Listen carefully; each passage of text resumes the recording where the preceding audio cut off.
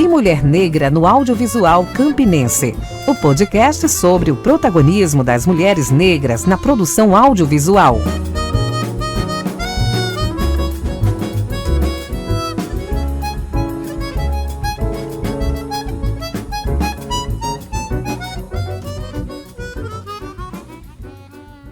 Olá, bom dia, boa tarde, boa noite, boa madrugada para você que está aí ouvindo a gente aqui do podcast Tem Mulher Negra no Audiovisual Campinense, uma série que a gente está fazendo. Esse é o segundo episódio e hoje a gente recebe, eu aqui junto com Mirla dos Anjos, né, dividindo essa bancada, recebendo Clara Farias e Dayara Souza, que integram o catálogo profissional desenvolvido pelo projeto Tem Mulher Negra no Audiovisual Campinense. E a ideia, né, desse podcast, dessa série que a gente está fazendo, é conversar com essas mulheres que integram o catálogo para entender um pouco sobre como é que é ser essa mulher negra que integra o audiovisual na cidade de Campina Grande.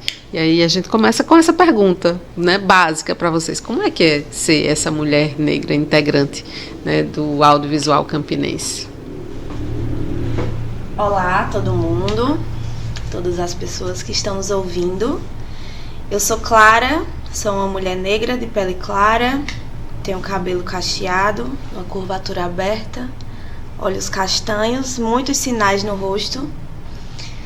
É um prazer falar aqui com vocês. E respondendo essa primeira pergunta,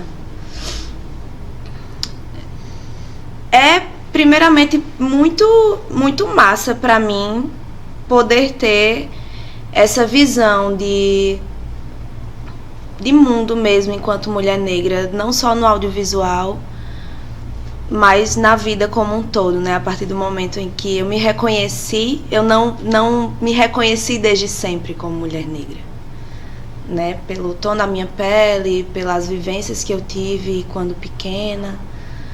Mas a partir do momento que eu me reconheci nesse lugar e me empoderei dele, foi e é até hoje de uma descoberta imensa. Todo dia eu descubro novas coisas, novos caminhos a percorrer, caminhos que foram percorridos antes de mim até eu chegar aqui. E no audiovisual em si, a gente tem muito a falar sobre as dificuldades, sobre as portas que se fecham, mas eu gosto muito de falar também sobre quão rico é o acervo que a gente tem, o potencial que a gente tem, as memórias que a gente tem, que são nossas e que são construídas coletivamente também, e o quanto a gente tem a contribuir na criação e na produção audiovisual, né? Não só em Campina, que é o que está em pauta nesse projeto riquíssimo, né, que a gente está fazendo parte, mas em todo lugar, né? E aí eu gosto muito de me pensar enquanto mulher negra para além desse lugar de sofrimento, que é nítido, que é palpável, mas pensar também pela ótica do quanto a gente tem a contribuir, quanta riqueza a gente tem a oferecer, né, para o audiovisual, principalmente o cinema. Acho que é a poética que eu mais tenho trabalhado agora, mas para a arte e para a cultura como um todo também. Dayara. Bom dia, boa noite, boa tarde também para o pessoal que está ouvindo. Eu costumo dizer assim para todo mundo que eu falei sobre o projeto, que foi um chá de revelação para mim, porque quando Carla me chamou para o projeto, eu fiquei pensando tanto de vezes que eu me apresentei enquanto mulher negra, que eu me apresentei como mulher negra, né? E eu ficava me perguntando, eu sou negra o suficiente, assim? E participar do lançamento do projeto foi muito bom para entender que o que acabou me identificando e tirando essa minha dúvida de se eu sou negra o suficiente para merecer fazer parte desse grupo, foi que as nossas vivências são iguais. Assim, na medida que eu escutava as pessoas falando, eu ia me lembrando, ia passando aquele filme na cabeça. E eu acho que você começa a se entender quando não é quando você está num lugar de pequenez, né? Porque eu vim de uma cidade do interior, minha família toda, eu sempre assinei lá na papelada, onde quer que eu fosse fazer a inscrição, de que eu era parda, minha mãe era parda, meu pai era pardo, todo mundo pardo. Na minha família, por parte de mãe, tem pessoas que já se identificam como negras, mas assim, eu nunca me pus nesse lugar até que eu comecei a vir a Campina Grande, porque eu não entendia muito bem o porquê, mas porque enquanto eu estava lá em Boqueirão, morando do lado do cemitério, com a mãe agricultora e com um pai artesão, isso não fazia diferença. Tava todo mundo ali sendo identificado como a mesma coisa, né? Com a mesma palavrinha pequena, mas que significa muita coisa. Pobre. Todo mundo ali era pobre. E na medida que eu comecei a ir na universidade, comecei a fazer coisas que pessoas de onde eu vim não faziam com tanta frequência, aí que começaram essas histórias da primeira vez que eu fui cinegrafista, que eu trabalhei na Borborema, inicialmente como cinegrafista. Eu nunca tinha ouvido isso de ninguém em que eu tinha trabalhado em qualquer outro emprego, porque eu já fui ajudante de professora, já fiz secretariado, já trabalhei como assistente telefonista, enfim. Trabalho há muito tempo, desde muito cedo. Ajudei minha mãe com artesanato e tal, mas só quando eu peguei uma câmera pela primeira vez, que era uma coisa que não tinha muita mulher fazendo, na verdade aqui não tinha nenhuma, foi que eu escutei a primeira vez que eu não poderia fazer algo. Então, teve um outro cinegrafista, eu nunca menciono o nome quando eu falo dessa história, porque na verdade eu sei que não é um pensamento só dele, mas que ele chegou a falar, brincando com outra pessoa que estava trabalhando com ele, tá vendo o peso dessa câmera? E a pessoa realmente é muito pesada e tal. Disse, então, aqui são mais de 15 quilos, né? Por isso que a gente não contrata cinegrafista mulher. Então, a partir do momento que você começa a galgar novos espaços onde para as pessoas normalmente você não pertenceria, você não costuma ocupar aqueles espaços, aí que você começa a entender que muitas vezes o papel que você tem na sociedade não é o papel que você vinha desempenhando, é o chá de revelação mesmo, como eu falei, de você não estava apresentado aquela realidade, mas vem aquele soco no estômago de dizer, você é assim, e a sociedade vai entender dessa forma, e você vai ter que lidar com isso, né? A gente, no projeto, a gente pediu uma autodeclaração, mas a gente cruzou essa autodeclaração com leitura social, né? Não bastava a autodeclaração, mas a leitura social também de cada uma das integrantes. Então, houve uma seleção, não foi todo mundo que efetivamente entrou no projeto. Mas essa fala de vocês me provoca no sentido de querer saber sobre o processo do tornar-se negro, né? Veja, você traz esse relato, Clara também, e a gente está num país em que o racismo que a gente vivencia é um racismo, um preconceito de marca, né? E diferente dos Estados Unidos, que é um preconceito de origem, aqui é o de marca.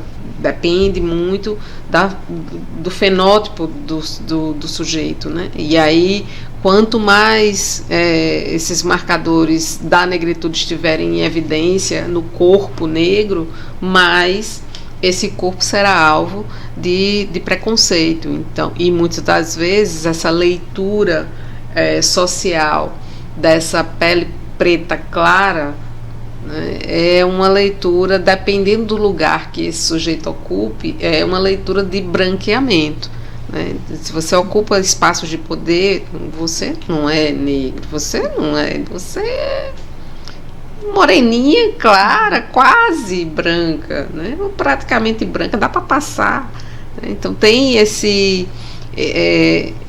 essas manipulações que vão acontecendo na sociedade. Então eu queria ouvir um pouco de vocês, esse tornar-se negro, até porque tornar-se negro é uma postura política,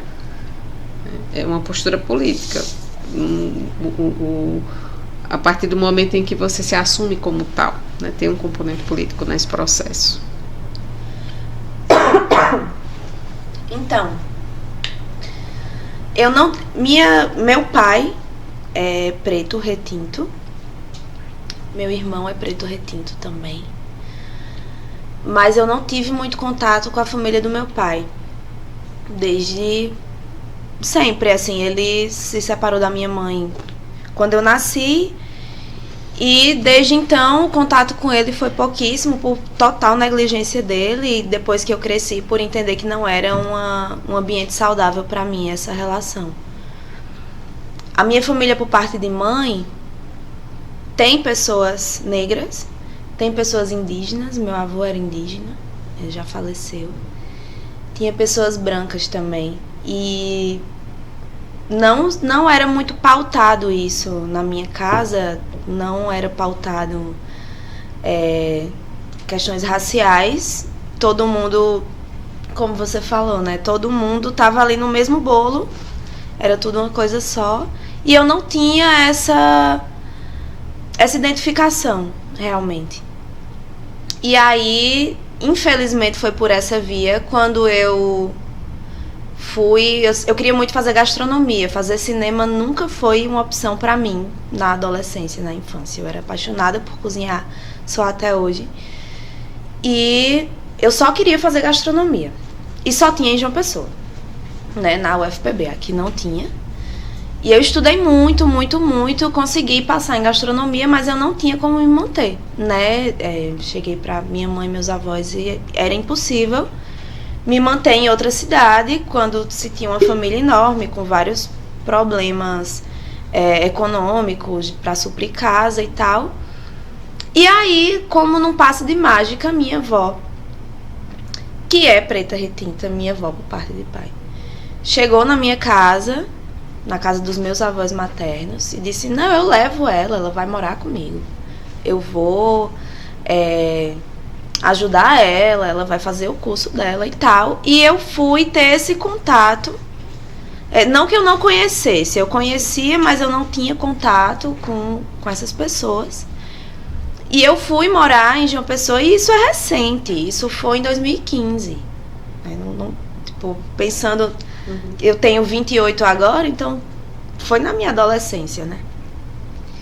E aí eu fui morar com ela achando que ia conseguir fazer esse curso, ia conseguir, né, realizar meu sonho e tal. E eu passei por coisas muito peculiares, assim, que eu sofri situações de racismo dentro da parte da minha família preta, né, de primas minhas que eram brancas serem colocadas em lugares acima de mim, primas paternas, né, que vieram desse mesmo lugar, porém tinham uma pele clara, não puxou a negritude da família, né, na pele.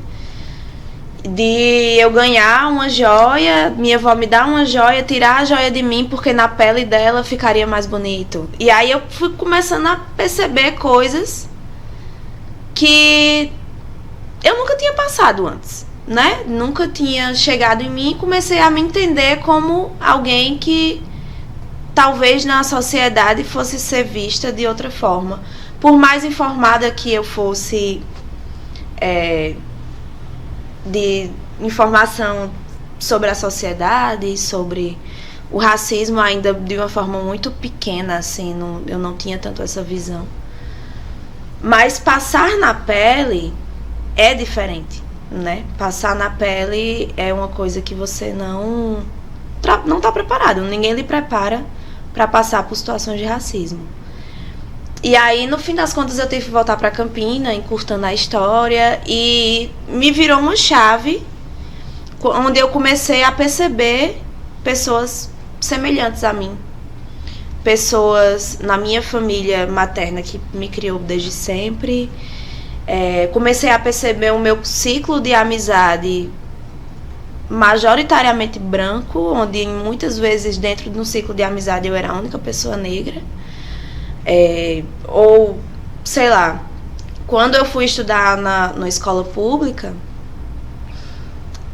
foi que eu fui percebendo, né, por um recorte social, outras pessoas iguais a mim. E na escola não, perdão, na universidade. fui percebendo pessoas que também passavam pelas mesmas coisas. E aí eu entrei num coletivo de poesia que se chamava... se chama ainda, eu não faço mais parte dele, mas ainda existe. Que é o Ariel Coletivo Literário. E nesse coletivo a gente tinha um sarau, que era Eu Sou Neguinha, o nome do sarau, e era de poemas feitos por pessoas pretas, interpretado por pessoas pretas. E cada pessoa podia escolher o texto que queria fazer, chegava lá, compartilhava. E eu achei um texto que o nome é Fratricídio, que falava justamente sobre a exclusão de pessoas negras de pele mais clara, por não acreditar que essas pessoas eram tão negras assim.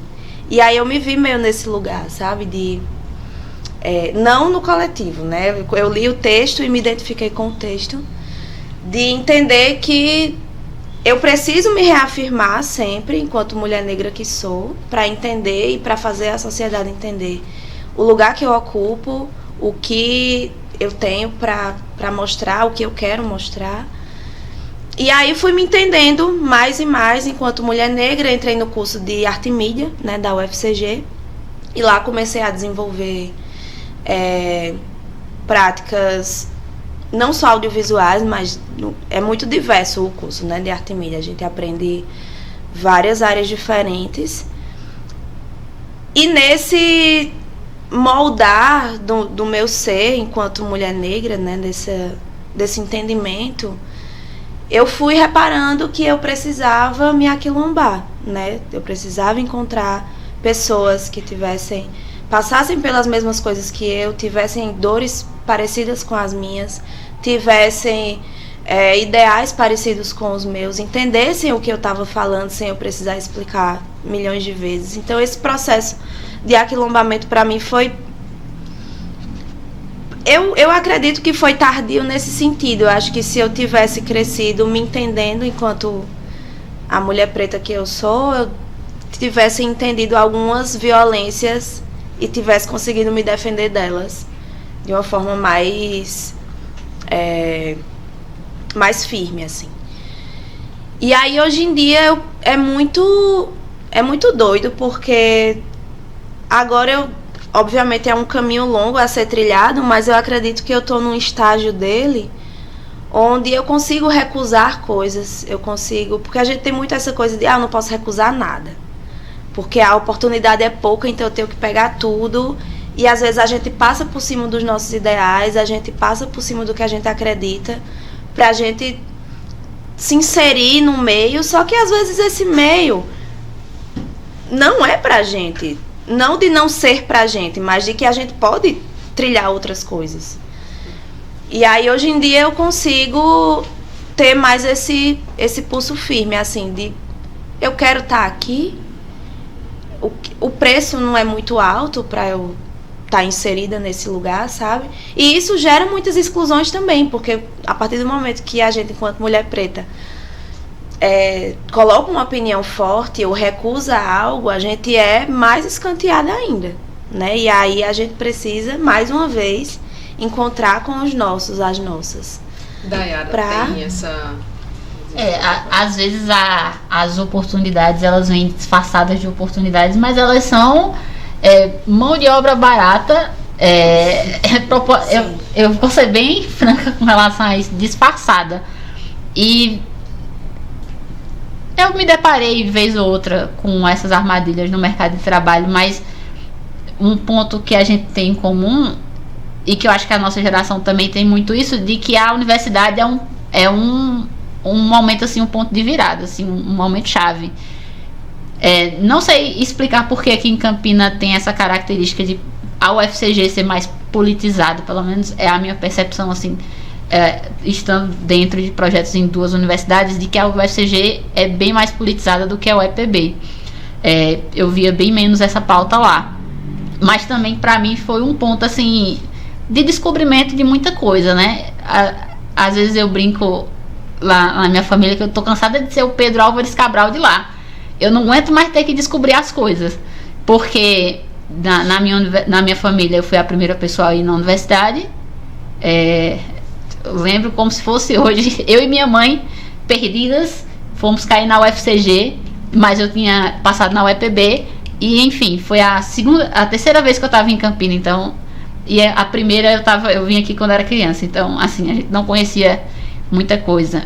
Primeira pessoa a tirar a CNH, primeira pessoa a concluir a universidade, enfim, chega um momento que é meio uma jornada meio exaustiva, porque quando eu olhava para meus amigos, era tipo, olha, meu pai já passou por aqui, meu pai conhece fulano de tal, meu irmão fez isso, meu irmão. Então, assim, é um despertar, porque você tem ali experiências que você não teria como saber. Os privilégios dos outros, né, passando na sua frente. E foi um choque de realidade, porque assim, a universidade reúne pessoas de muitos lugares e de muitas realidades diferentes. Então, eu brincava até com uma amiga minha que fez outro me dar carona, que ela dizia, cara, por que tu sempre bate a porta do meu carro? Eu dizia, porque a porta do ônibus se fecha sozinha, não preciso fazer isso.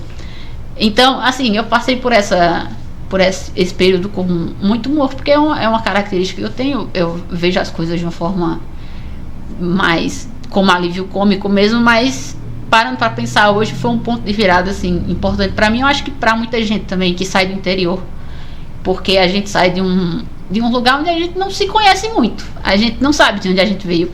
Hoje, por exemplo, eu tenho consciência de que na minha família existe uma parte parda da família que não se reconhece como negra, e existem, curiosamente, 3 entes da minha família que são reconhecidos como negros, e um deles sofre preconceito velado desde sempre, e pra mim nunca foi uma coisa que me saltou aos olhos até começar a ter essa vivência. E 2 outros não moram perto, então participam bem pouco, mas são pessoas que sempre que chegam ao nosso convívio são vistas como pessoas muito diferentes. Então, assim, dentro da minha família, a gente sempre morou num lugar em que todo mundo tinha a mesma fisionomia. Então, dentro da lógica de um colorismo, digamos assim, quem era um pouquinho mais negro acabava se destacando, mas no geral a gente nunca tinha parado para discutir sobre isso. Quando eu paro para pensar na minha infância e tal, eu lembro que tinha uma criança na escola que todo mundo falava muito dele, até hoje eu lembro o nome dele, Eric, e eu não entendi o porquê, mas nesses dias eu vi a imagem dele no Facebook, e ele era a única criança loira dos olhos azuis na escola, e a gente não tinha noção necessariamente do que estava acontecendo ali, mas tinha algo acontecendo ali. E aí, quando eu fui para a universidade, eu fui com a cabeça de quem não sabia de absolutamente nada, porque eu estava na universidade, porque quando eu era criança eu não tinha acesso a rádio, TV, essas coisas, mas tinha uma vizinha que detestava a minha mãe e que botava o rádio dela no talo, achando que a gente ia se incomodar com o barulho, mas eu amava. De manhã eu escutava Aboiador, eu escutava tudo quanto era tipo de música, eu amava, eu achava muito massa que tinha uma voz saindo ali, que tinha gente que ganhava dinheiro pra ficar colocando música e falando de música no rádio. Eu achava aquilo ali a melhor coisa do mundo. A vizinha queria fazer raiva, ela acabou te inspirando de alguma maneira. Ela acabou me inspirando. Aí eu vi no mercadinho com a minha mãe, escutei uma voz que eu tinha escutado no rádio. E eu saí procurando aquela voz, até que eu achei o emissor daquela voz. Falei com ele, mas acho muito massa, eu escuto no rádio e tal. Eu ainda não, começando a entrar no ensino médio, sem saber muito o que ia fazer da vida. Ele disse, olha, eu não estou fazendo curso de rádio nem nada, mas como você gosta, eu vou fazer um curso de cinema próxima semana, se você quiser, tal lugar, a gente vai começar as aulas. E assim, eu era a única menina no meio de todo mundo ali, e foi assim que começou. Depois a gente fez outros cursos e tal.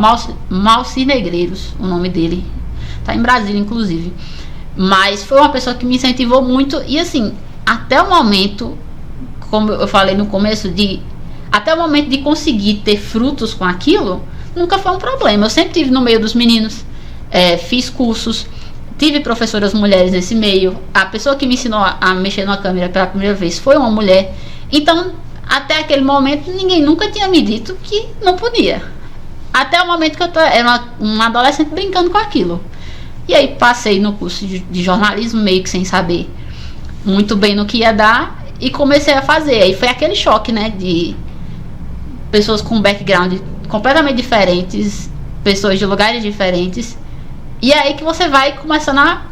Eu estava acostumada com pessoas parecidas comigo, e aí de repente um mundo de pessoas diferentes, né? Diverso. Uhum.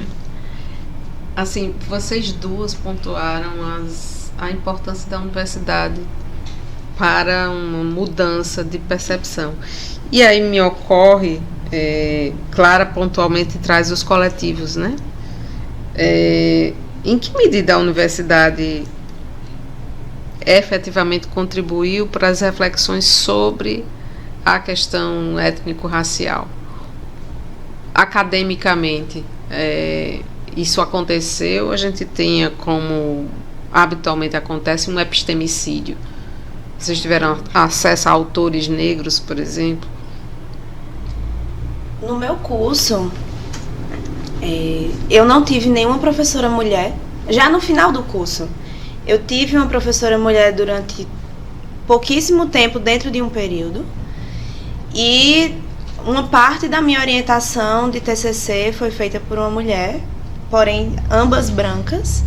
E todos os meus professores, com exceção de um professor, do Ilho Cunha, que eu amo, que é professor de teatro, que é preto. Todo o resto de todos os professores eram brancos, né? E nunca foi pautado a questão racial dentro do... Vamos falar aqui do audiovisual, porque a arte mídia é muito abrangente, né? Senão vou me estender. Mas de mostrar esse recorte, esse diretor, essa diretora negra que fez isso, isso e isso, e que traz esse filósofo, esse pensamento que vem de um pensamento negro, isso nunca foi pautado, assim, pelo menos no tempo em que eu estive lá. A não ser momentos que nós, alunas pretas, trazíamos de alguma forma. Tanto é que eu só vim ter contato com o cinema negro e as narrativas de África para a formação de audiovisual, de roteiro, de direção, quando eu fiz um curso fora da academia, né, que foi ofertado pela APAN, que é a Associação de Profissionais de Cinema Negro, que hoje em dia eu faço parte, né, depois que eu fiz esse curso eu me associei, que abriu todo um horizonte para mim, mostrando que as narrativas eurocentradas não são as únicas para se criar filme, para se criar histórias. E é um curso todo pautado em formas que vêm de África de fazer filme. Então, as formas de fazer as narrativas, de fazer as sequências dos filmes, de como filmar, de como captar uma história, de como criar uma história a partir das vivências de tribos e cidades e países africanos, assim. E foi o primeiro contato que eu tive com o cinema negro, realmente. Porque na universidade a gente sempre estudava, falava, pesquisava sobre diretores, pouquíssimos diretores, geralmente diretores homens, europeus, americanos da América do Norte, ou raramente, quando queria se falar de algo diferente, era um diretor indiano, um diretor, sabe? Asiático, para dizer que tem uma abrangência ali, né? Mas é muito isso, Carla, assim, não me foi ofertado, pelo menos, esse recorte pontuado, ainda que aparecesse um diretor negro, só se você fosse pesquisar no Google para ver o rosto do rapaz, porque não se pontua isso, né? Isso não entra. Mirla tem uma experiência diferente na UEPB, né, Mirla? Isso. Vocês estavam falando e eu me identificando muito, em vários sentidos, com as experiências iniciais de cada uma, né? Inclusive no processo de se perceber enquanto mulher negra. Eu também vim de uma cidade do interior, eu também não conhecia Campina, tive todos os meus processos, inclusive o meu processo de me entender enquanto mulher negra tornou-se, né, mais acentuado na universidade. A gente tinha um projeto de extensão, eu sou extremamente fã das extensões, foram espaços em que eu aprendi e cresci muito. Era um projeto em que a gente desenvolvia o debate da cultura afro-brasileira aliado ao ensino à fotografia. Então a gente passava por todo um processo de formação teórica mesmo, com outros profissionais e tal. Nos anos iniciais, a gente realizava oficinas em algumas escolas públicas aqui em Campina, e era o lugar onde eu tinha acesso a fotógrafos e fotógrafas negros, e tinha acesso a esse debate de como a comunidade negra estava sendo representada, né? A gente passava pela formação, inclusive, para levar para outras pessoas. E foi nesse espaço, justamente, em que eu comecei a me entender, de fato, como mulher negra, e entender também, né, esses espaços que a gente pode ocupar. Para mim foi todo um processo buscar por esse protagonismo. Ainda na verdade. Então, eu falo muito do Luz Negra Rostan, que é o professor que coordena o projeto, foi inclusive meu orientador. A minha pesquisa de conclusão de curso também foi sobre fotojornalistas negras e a forma como elas influenciam nessas produções, né? Quando a gente traz essas profissionais, elas conseguem trazer um olhar diverso, né? Um olhar com cuidado, às vezes, muito maior para essas histórias. Às vezes para suas próprias histórias, às vezes para outras histórias. E aí, essa construção toda, quando a gente fala sobre o projeto, né, a gente fala muito sobre como ele dialoga com as nossas vivências pessoais também. Então, eu acho que traz muito isso para mim, de estar muito ligado com a minha história mesmo, sabe? Enquanto mulher negra, e mulher negra produzindo, né? Contando histórias, e a forma como hoje em dia eu busco contar essas histórias. E eu queria saber um pouquinho de vocês também, como é fazer parte do cenário audiovisual hoje em dia, né? Sendo mulheres negras, ocupando esses espaços, produzindo.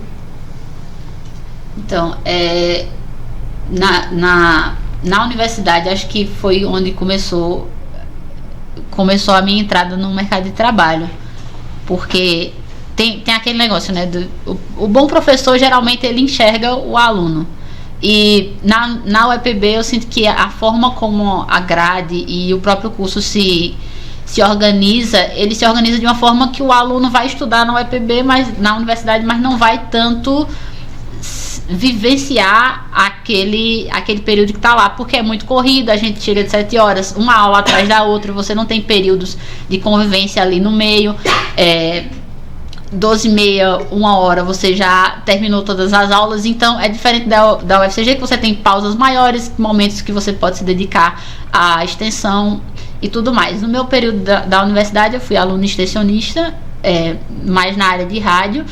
Mas eu comecei, assim que eu entrei no curso, a minha mentalidade estou aqui para arrumar trabalho. Na minha cabeça, a universidade era isso, onde as pessoas vão aprender a executar uma função para depois arrumar trabalho. Então, desde o começo do curso, a minha intenção era essa: como que eu posso arrumar trabalho aqui? E um colega que eu conheci desde a inscrição no curso, ele já chegou dizendo: olha, porque rádio tal, tem não sei o que. Ele sabia o nome de todo mundo da rádio, sabia o nome de todo mundo da TV, sabia o nome, conhecia os professores e tudo mais. E eu vendo aquilo, eu disse: o que é que eu tô fazendo aqui? Porque eu não tenho esse tanto de vivência. Se eu precisar entrar no mercado de trabalho, a quem eu preciso me socorrer, quem que pode me ajudar? Então, desde o começo eu quis procurar projetos que me fizessem conhecer pessoas, experienciar coisas, justamente porque eu queria experiência para trabalhar. Eu não tinha essa mentalidade de desenvolver projeto, ao longo do curso foi que isso foi se desenvolvendo em mim, e a partir também da observação. Aí na primeira semana trouxeram uma jornalista de TV para dar uma aula inaugural, né, fazer uma palestra lá pra gente. E esse aluno chegou e disse: olha, mas ela é fantástica, ela tem um currículo enorme, é uma pessoa que já apresentou não sei o que já apresentou aquilo. Eu fiquei, olha, já vi essa moça na TV, então é importante. E aí ela falou: olha, a gente vai abrir uma vaga para estágio, só que não é estágio remunerado, é estágio gratuito, voluntário. E aí vocês podem aprender com a gente a fazer, a operar câmera, a editar, a fazer reportagem, mas com esse porém. Aí todo mundo torceu a cara, né? Disse: não, porque, né, estágio precisa ser remunerado. Disse: não, é uma oportunidade para eu conhecer alguém. E alguém que já tá no meio, né? E aí lá fui eu, fiz a seleção, passamos. E assim, como era estágio não remunerado, passou 10, mas na segunda semana já tinha 8, na terceira semana já tinha 6, já tinha 5. E no fim das contas ficamos 2 pessoas apenas. E assim, esse período foi um período difícil para mim no curso, porque é aquele negócio que eu falei no começo: a partir do momento que você começa a ocupar espaços, você começa a incomodar. Porque como que essa menina novata tá pra lá e pra cá com uma câmera cara? Como é que essa menina novata que acabou de entrar no curso tá pra lá e pra cá com um microfone? Então isso já me deixava naquela posição de alguma coisa tem aqui. Se tá todo mundo falando, alguma coisa tem aqui. E era uma coisa que me apaixonava de fazer, assim. E a partir disso vai criando conexões, né? Você vai fazendo matéria, você vai conhecendo pessoas, você vai entendendo como as coisas funcionam, como que é a logística do jornalismo, como funciona o mercado.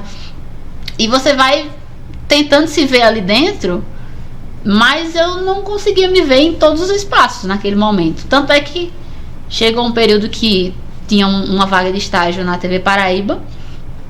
E aí essa pessoa disse: ó, tem vocês duas aqui, eu vou indicar uma das duas. A outra pessoa já tá estagiando, então vai você, Daira. Eu disse: nem tente. Não, porque tem que ser você, porque você já tá comigo aqui fazendo material há muito tempo, você já tá capacitado. Eu disse: eu não tenho nem roupa pra isso. Não, mas dá um jeito, você já tá mais capacitado do que... Eu já tava lá há quase 1 ano fazendo isso. Eu já sabia editar, sabia operar a câmera, sabia fazer reportagem, já tinha participado de comunicurtas, de tudo quanto era projeto lá. Mas ainda assim tinha aquela insegurança de sempre escutar que o que você tá fazendo é estranho. O que é que você vai... Cheguei a escutar de colegas de que essa pessoa besta tá se achando porque tá andando para lá e pra cá com câmera, mas não ganha um tostão fazendo isso. Então, né? O desqualificar, né, as conquistas do outro, né, para diminuir, né? Exatamente, para diminuí-la, né, vai desqualificar para isso. Na vivência de vocês, o que é que vocês acham que pesou mais nesses processos de diminuição ou de opressão, efetivamente? A questão do gênero ou a questão da raça? Dentro do mercado audiovisual. Dentro do mercado.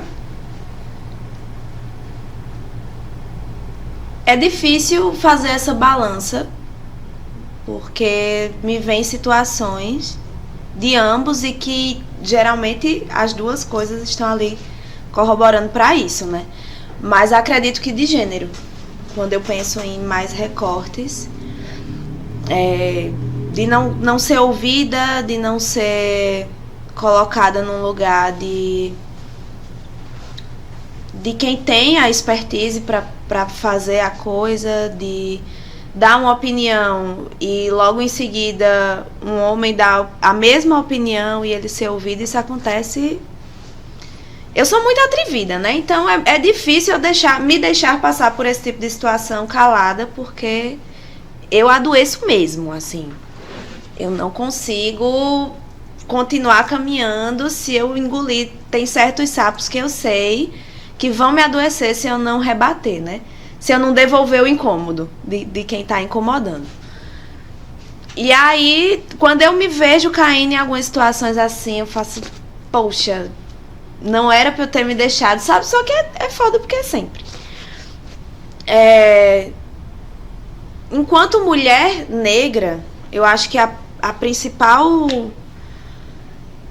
O que mais me vem ainda de uma forma doída é que ainda na universidade e um pouco depois dela, eu tive uma produtora com outras 2 pessoas brancas, um rapaz e uma moça, que eu só consegui perceber o lugar que me era colocado dentro dessa produtora quando ela acabou.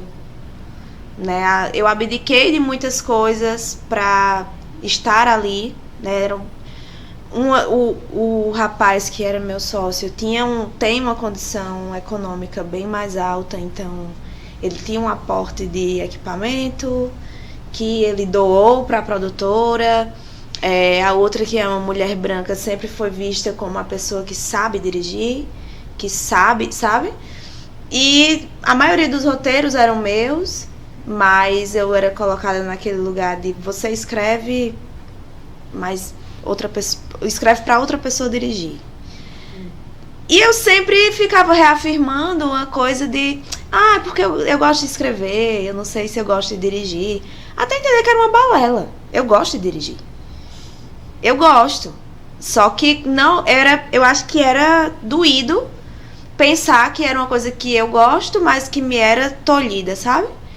Era mais fácil pensar que era porque eu não queria do que não era permitido a mim. E aí, depois que eu desfiz essa produtora, eu digo eu porque fui eu mesma, assim. Eles 2 foram fazer mestrado, seguiram uma carreira acadêmica, e aí o CNPJ da produtora ficou todo no meu nome, e aí a gente teve uma confusão que eu me vi sozinha, tendo que cuidar da parte administrativa, tendo que lidar com vários problemas e percalços, me vendo sozinha naquele lugar. E aí eu chamei ambos para conversar e a gente acabou com a produtora, e isso depois me veio como um murro, assim, de perceber o quanto eu me deixei diminuir, né? Como eu falei agora, quando eu me percebo nessas situações, é aflito pra mim. E aí eu disse, eu não vou mais me colocar em situações como essa. Não vale pra estar na rodinha, tá na patotinha, né, do audiovisual, a gente se colocar em determinadas situações. E aí, hoje em dia, eu tenho a minha produtora, a Cuco, e é muito diferente você trabalhar dentro de uma perspectiva coletiva, de que eu vou chamar outras pessoas por acreditar no trabalho delas e ouvir a voz dessas pessoas, e essas pessoas vão contribuir com o que eu estou fazendo, e eu vou contribuir com o trabalho delas, muito mais do que eu estar sendo só uma mão de obra ali, ou então uma mão de obra intelectual, assim, de doar meu tempo, doar meu estudo para que outras pessoas ascendam, né? Servir de escada. E aí eu acho que nessa situação é onde eu mais me entendo tendo sofrido isso enquanto mulher e enquanto negra. Mas quando eu penso na minha trajetória, que não é grande, né? Faz 6 anos que eu trabalho com cinema, com audiovisual, mas que eu já passei por várias microviolências sem entender essas violências enquanto elas estavam acontecendo, mas na dor me fortalecendo também para não deixar que elas retornem, né? Que eu acho que isso é o principal. A gente não tem como barrar a violência do outro, mas a gente tem como nos blindar para que ela não nos atravesse. E aí eu acho que é mais por aí. Assim. Nessa trajetória de vocês, nos roteiros que se escreve, né, na escolha de quem vai compor a equipe, vocês têm o cuidado ou têm a preocupação com essa composição, ter a presença de profissionais negros? Dayara, eu sei que tem outra atividade, né? Não tem uma produtora, mas esse cuidado na hora de filmar, né? Na hora de escolher quem vai entrar, ser enquadrado na cena e como ser, para que narrativa aquela imagem vai se referir, essas composições com relação ao povo preto, seja para escolher para entrar nas produções, seja para escolher para ser enquadrado, para compor matéria? A gente precisa, porque quando a gente sofre essas, usando a expressão que ela usou, essas microviolências, a gente precisa se policiar, porque é falar de uma forma tão natural, às vezes são coisas tão pequenas que a gente começa a acreditar em certas coisas. E quando eu comecei a trabalhar, eu comecei como editora, e uma amiga minha me passou a vaga e disse: olha, tem essa vaga aqui e é para editora, e eu sei que tu edita faz muito tempo. Mas eu já tinha ouvido tanto que não, esses lugares não são ocupados por mulheres, não são, você é muito jovem para isso, e sempre tinha um porquê não, mas aquilo ia se internalizando em mim, né? E aí essa minha amiga insistiu muito, disse: não, você tem que ir e tal. E aí me passou o número da pessoa que estava selecionando e eu comecei a mandar. E a pessoa me disse não 3 vezes. E assim, eu só tava falando por respeito a essa minha amiga, mas ela chegava pra mim e disse: você fale com ele de novo porque tem essa vaga. Você fale mais uma vez porque tem essa vaga. E aí na 4ª vez me chamaram. E eu, sem saber muito por que era, me botaram na sala e disseram: ó, sabe mexer com isso aqui? Sei. Tem essas matérias aqui, você edita, daqui a pouco a gente vê se deu certo. Aí daqui a pouco chegam, a uma meia hora, e aí, como é que tá indo o processo? Eu disse: terminei. Terminou? Eu nervosa, porque eu nunca tinha trabalhado numa TV, eu não sabia se eu ia dar conta do serviço. Só que quando eu vi aquilo, eu fazia aquilo todo santo dia na universidade. Eu fazia aquilo porque eu participava de vários projetos, eu participava de muita coisa. Então aquilo ali era mais um dia normal pra mim. E aí, no final do dia, disseram: você vai ser contratada, porque você sabe fazer o serviço, você faz rápido. E aí, depois de muito tempo trabalhando, eu fui adquirindo confiança, e aí foi que eu fui descobrindo as coisas por trás da minha contratação, de que era uma vaga, que não era uma vaga só para edição, era uma vaga para direção também. Então por isso que eles não queriam contratar uma pessoa inexperiente. Futuramente eu acabei sendo diretora de TV também, dirigindo os programas da grade, e me disseram não por causa da minha foto no WhatsApp. Olharam assim pra minha cara e disseram: essa menina aqui dá conta não. E aí me negaram, e quando me negaram a primeira vez, testaram um outro cara. Não deu conta. Que a foto era melhor no WhatsApp. Provavelmente. Até hoje eu tenho que tomar mais cuidado com a minha foto no WhatsApp. Mas botar, sei lá, um cachorrinho, um fofinho, um negócio assim, pra ninguém saber que eu tenho cara de má. 15 filtros no Instagram. Pois é. Mas assim, tinha muito esse preconceito velado, que talvez a pessoa que estivesse fazendo aquilo não percebesse, porque também não é uma pessoa muito branca. Mas E é importante que a gente diga que preconceito racial, né, o racismo, ele não é uma prática apenas das pessoas que acham que não são racializadas, que são pessoas brancas. Né? É uma prática que é comum a qualquer pessoa, inclusive pessoas negras. É estrutural, né? Exato. A gente vê muito essa barreira inicial, e às vezes é uma barreira quase que automática, de a pessoa olhar pra minha foto e dizer: essa daqui não, porque achou que por eu ser negra, por eu ser mulher, nunca tinha tido uma pessoa com o meu perfil, ou por também eu ser muito jovem na época, eu tinha 21, mas com a carinha de 15, então assim, foi uma barreira automática. Era um balá de preconceito. Tudo junto aí. É um combo. Eu precisei passar um tempo, eu precisei me provar para isso, e em várias outras situações isso também aconteceu, de você sentir as sutilezas, como no exemplo que eu falei, da pessoa se sentir no direito de dizer aquilo do meu lado, de dizer que não é por isso que a gente não contrata mulher, porque é pesado, mas o equipamento está se atualizando, a cabeça das pessoas está se atualizando. E quantas vezes mulheres que assumiram funções como cinegrafistas, para provar que poderiam assumir aquilo ali, iam fazer questão de segurar todo o peso e levar. Mas por que tem que provar isso?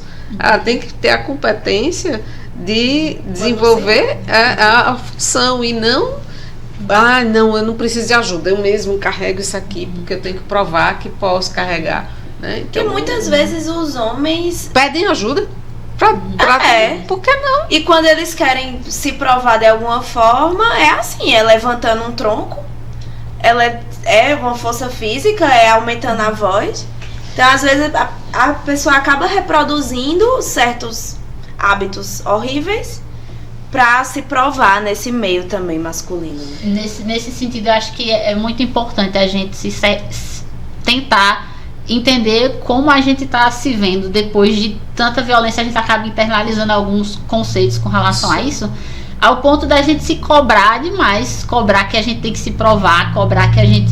E nesse sentido, assim, é muito importante ter a cooperação desses momentos, assim, de você ver a vivência dos outros e entender que, assim, quando eu comecei, eu errava uma coisa simples, coisa que hoje eu sei que todo mundo erra, e eu me martirizava, eu ficava...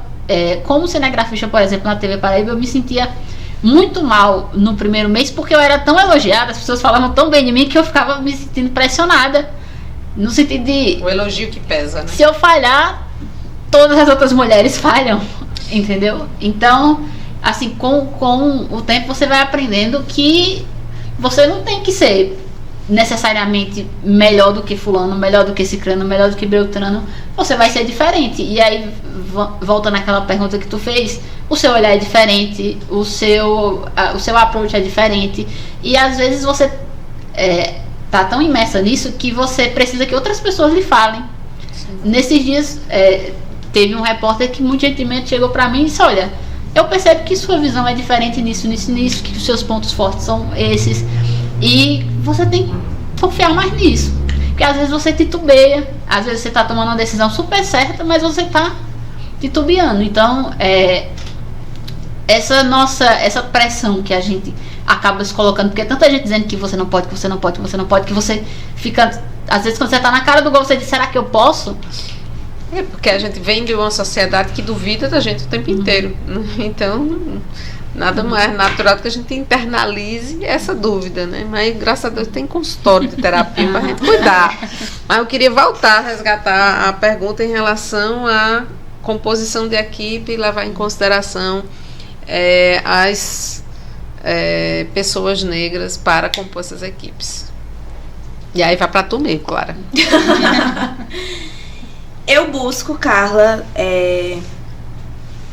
olhar as pessoas, né? Perceber as pessoas, perceber os olhares das pessoas pretas, das mulheres, para compor trabalhos. Infelizmente, eu ainda não tenho tantos trabalhos meus que eu tenha essa capacidade de contratar pessoas, de agregar outras pessoas a partir da minha visão, né? E aí eu acho que o que eu consigo fazer hoje em dia é mais por um sistema de indicação mesmo. As pessoas me pedem muita indicação. Quando eu vou formar uma equipe minha, sim, mas é raro.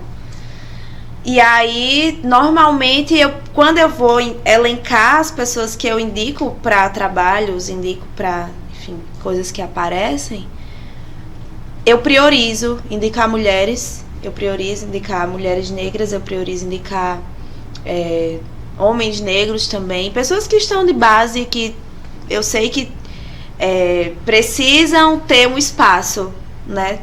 Não conseguem naturalmente esse espaço, a não ser que alguém dê a mão e diga: vamos nessa.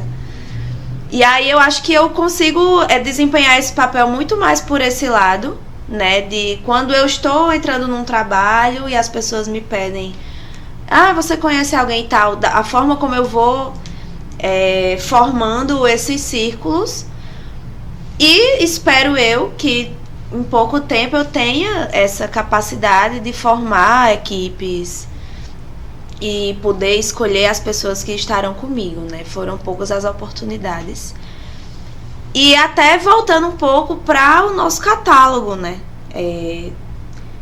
Tem muitas funções, tinha muitas funções que eu não conhecia mulheres pretas que desempenhavam essas funções. Porque eu venho de um mercado que nasce na academia, né? Num cinema que é extremamente acadêmico, e eu tento quebrar com isso a todo tempo. na minha vida profissional, mas querendo ou não é de onde eu venho. E aí os círculos de profissionais que eu trabalhei por muito tempo até chegar aqui foi de homens brancos, que eu tive que ir me afastando e procurando os meus, né? As minhas. E aí agora é que eu tô começando a conseguir perceber, conhecer outras mulheres que são profissionais de audiovisual, conhecer outras mulheres pretas, conhecer pessoas que têm visões outras, né, de como fazer arte, de como fazer cinema, para além dessa lógica mercadológica que a gente tem aí. Eu acho que é isso, assim, é à medida do que eu posso, à medida da pouca influência que eu tenho, porque ela não é me dada normalmente, esse poder de influenciar, mas quando é me dado, eu tento usar da melhor forma, puxando os meus também, né, dizendo, vai nessa aqui, que essa aqui é massa, ela é competente, e nunca, acho que é importante pontuar isso, eu nunca indico ou chamo alguém por, ela é preta, ela precisa, de forma alguma. É porque ela tem capacidade, ela tem competência, ela tem uma visão que colabora com aquele projeto, porque não necessariamente você é competente, mas você vai contribuir com um projeto tal, porque às vezes o seu olhar está voltado para um outro projeto, a não ser que você queira realmente estudar, fazer para executar, e não é porque você não possa ou não consiga.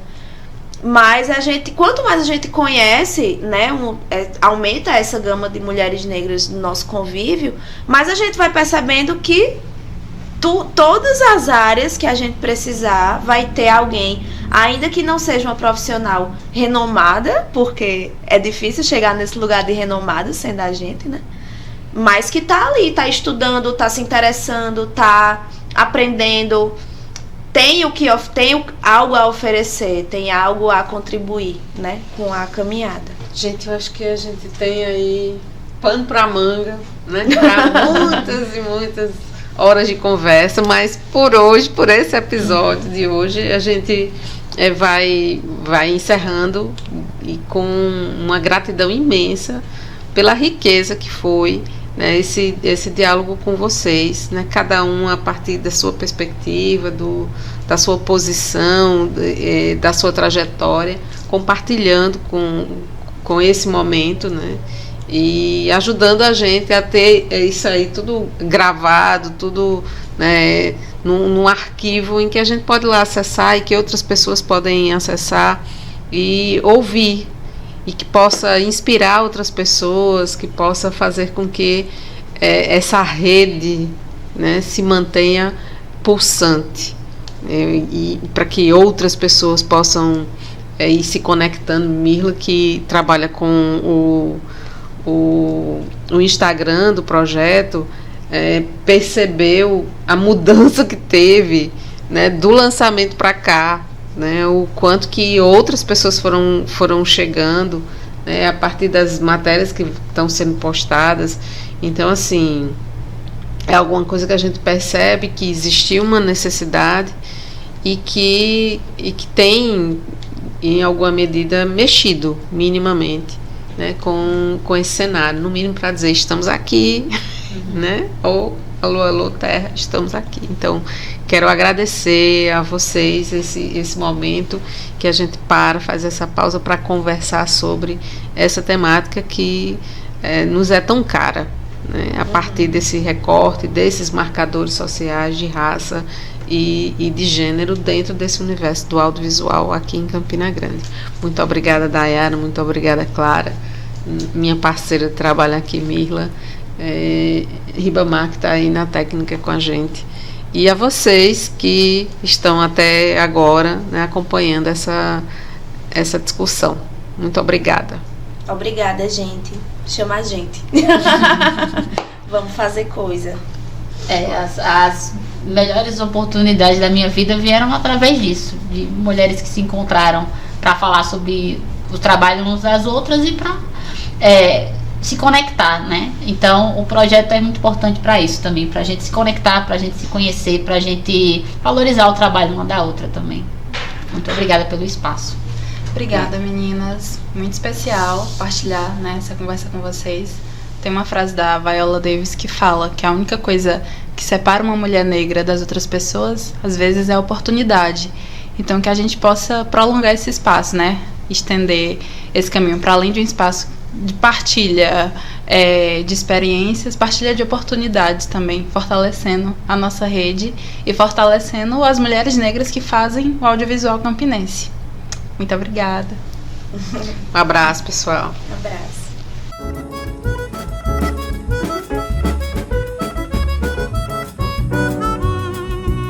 Tem Mulher Negra no Audiovisual Campinense, o podcast sobre o protagonismo das mulheres negras na produção audiovisual.